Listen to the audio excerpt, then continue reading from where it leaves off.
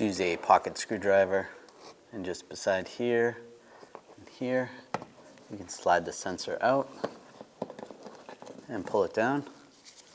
Disconnect the connector, just push down on the tab, and it slides right out. Take the new sensor, line it up, lock it in the connector, and slide it up and down into the retainer. And it locks in just like that.